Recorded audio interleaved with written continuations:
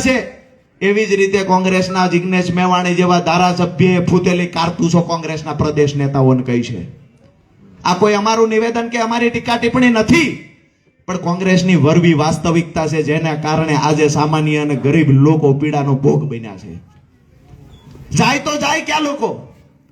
આની વચ્ચેથી ઉપરવાળાની કૃપાથી એક નવી પાર્ટીનો ઉદય થયો, જે તમામ જ્ઞાતિ જાતિ ધર્મના લોકોને સાથે લઈ ગુજરાતની અને દેશની ચિંતા કરનારી પાર્ટી, તમારા બાળકોના ઉજળા ભવિષ્ય માટે ચિંતા કરનારી પાર્ટી, સારામાં સારું આરોગ્યની વ્યવસ્થા મફતમાં આપી શકે એવી પાર્ટી, સારામાં સારું શિક્ષણ મફતમાં આપી શકે, પ્રાથમિક સુવિધાઓથી સજ્જ તમામ લોકોને સુખાકારી આપી શકે એવી એક પાર્ટીનો ઉદય થયો, જેનું નામ આમ આદમી પાર્ટી છે. અમે ક્યારેય ચૂંટણીઓ ભૂતકાળની આવી છે, લડાણી હશે, ઘણી બધી વાયદા વચનો થયા. મને તમે એવું બતાવો કે સુરેન્દ્રનગરની અંદર વિકાસનું ખરેખર મોડેલ બતાવી અને ભાજપના નેતા મત માંગવા આવી શકે આવી કોઈ શેરી સોસાયટી છે ખરી? હા કે ના? હાકલો પડકારો કરીને ગયો, ધીરે ધીરે ના પાડે નહીં ભેગું થાય નથી. મહેબૂબ ખાન મલેક અહીંયા બેઠા છે. 2018માં એ અહીંયા નગરપાલિકાના સભ્ય હતા, વોર્ડ નંબર 2 ના. એ જ્યારે સભ્ય હતા ત્યારે ક્યાંક ને ક્યાંક તમારા નાના મોટા કામ થતા હતા? બે હાથ ઊંચા કરીને હોકારો કરો, થતા હતા કામ? ત્યારે કામ થતા હતા, હવે કામ થતા નથી.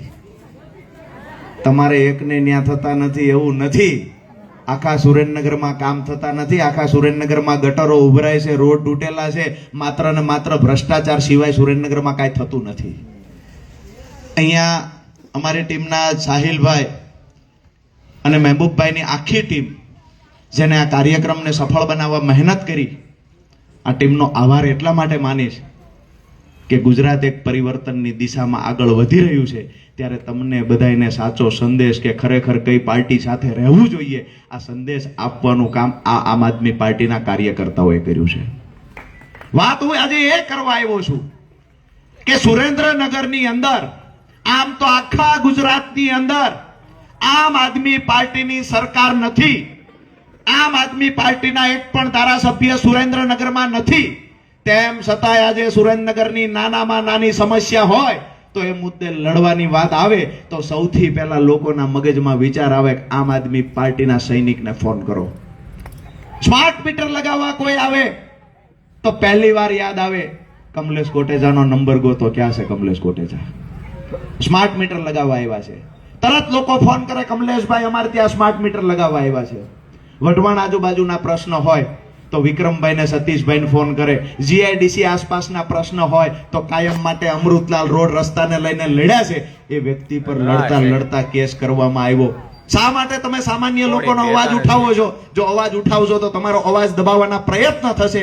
અમારો પ્રદેશનો નેતા હોવા છતાં એના પર કેસ કરીને દબાવવાના પ્રયત્ન થયા, ક્યાંક ને ક્યાંક કમલેશભાઈને દબાવવાના પ્રયત્ન થયા.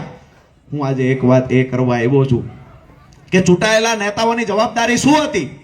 તમારી સુખાકારી માટે બોલવું, તમારી સુખાકારી માટે લડવું, આ વિસ્તારમાં સારા રોડ રસ્તા બને એના માટે બોલવું, એના માટે લડવું, આ જવાબદારી હતી. એ જવાબદારીનું ભાન ચૂકી ગયા. વઢવાણ વિસ્તારમાં તકલીફ હશે, વિક્રમભાઈ સતીશભાઈ જાય છે, રતનપરમાં તકલીફ હશે, પવનદેવસિંહ રાણાને યાદ કરે છે લોકો. ક્યારેય તમે એવું જોયું છે કે ભાજપના નેતાને કોઈએ યાદ કર્યા હોય? સુરેન્દ્રનગરના ઇતિહાસમાં ભાજપનો નેતા કોઈ મુદ્દાને લઈને, મહાનગરપાલિકા તો હવે બની, જે દિવસે નગરપાલિકા હતી ત્યારે પણ ભાજપનો નેતા રજૂઆત કરવા ગયો, ક્યારે ધ્યાનમાં આવ્યું છે ખરા? અરે હું તો એ કહું છું કે ભાજપના ચૂંટાયેલા નેતા ચૂંટાઈ ગયા પછી આપણા નથી, ચૂંટાઈ ગયા પછી રોબોટ બની અને ઉપરથી જે આદેશ થાય છે એ આદેશનું પાલન કરવા માટે આપણો ચૂંટાયેલો નેતા ગદ્દાર બને છે, આપણો ચૂંટાયેલો નેતા વિશ્વાસઘાત કરે છે અને કોઈની ગુલામી કરવા માટે થઈ અને પદ પ્રતિષ્ઠાની લોભ લાલચમાં આવી અને ઉપરના નેતાઓના દત્તક લીધેલા દીકરાની માફક ખોળે બેસી જવાનું કામ કરે છે.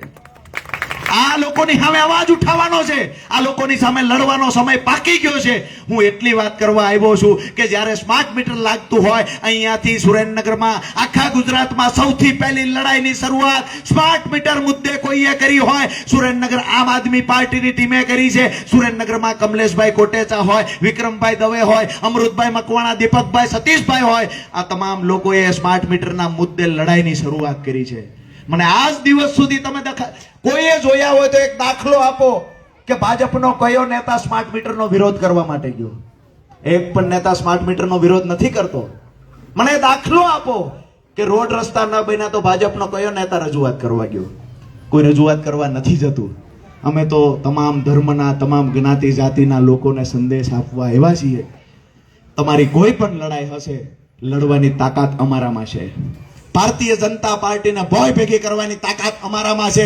ભારતીય જનતા પાર્ટી પાસે કોઈ એવડી તાકાત નથી, એની પોલીસ પાસે તાકાત નથી આ અમારા અવાજને દબાવી શકે. અને ડંકાની ચોટ પર કહીએ છીએ. આજે સુરેન્દ્રનગરની બજારમાંથી આહવાન કરું છું, આવનાર મહાનગરપાલિકાની ચૂંટણી ભ્રષ્ટ ભાજપ અને વેચાયેલી કોંગ્રેસ, ભાજપ કોંગ્રેસના ગઠબંધન સામે આમ આદમી પાર્ટી સુરેન્દ્રનગરની જનતા લડાઈ લડશે.